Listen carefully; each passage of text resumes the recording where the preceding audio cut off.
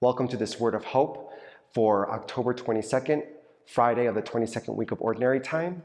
I am Father Luke Barter, sitting here in the chapel of St. Dominic Priory, newly installed with fresh choir stalls. It's quite brilliant with our new altar and new background.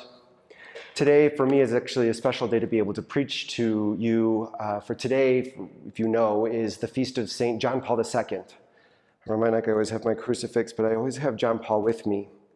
John Paul was the Pope when I was born and was the Pope through my growing up, especially where I really related with Paul's words today, where he's saying, I do the things that I don't want to do and I don't do the things that I want to do.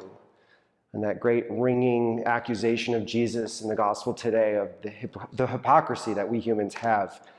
I often look to John Paul II for some guidance, some help. I have a bit of a devotion.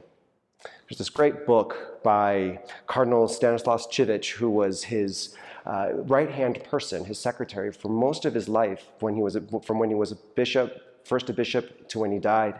And he wrote this life with him.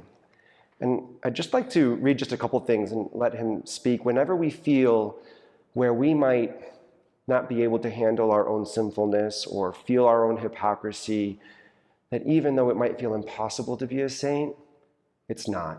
And John Paul II says sainthood is in our grasp for everyone.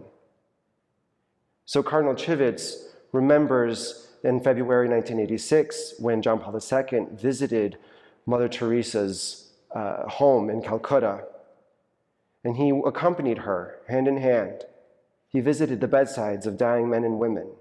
He fed lepers, gave them water.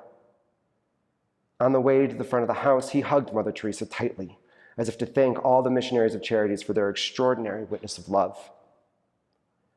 Some who was standing close to me told me that the Holy Father whispered to Mother Teresa, if I could, I would make this my headquarters as Pope. He goes on and then talks about that night when he heard of John Paul II's death, he was incredibly saddened. And he said, frankly, John Paul II said that he would hope that she could be made a saint quickly. And Cardinal Civich talks about how seriously John Paul II took this universal call to holiness. In his own pontificate, there were 1,345 beatifications and 483 canonizations. John Paul II, he says, wanted the peoples of every nation to have blesseds and saints of their own to pray to and honor. And he really meant every nation. The basic idea that blesseds and saints blaze the trails that the church follows. He wanted holiness to be open to every member of the people of God.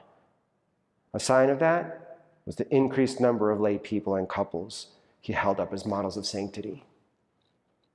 Yes, we sin, but it doesn't have to stop us from being good to each other. To recognize it and just offer it and let God help us.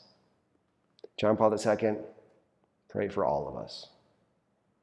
Have a good day.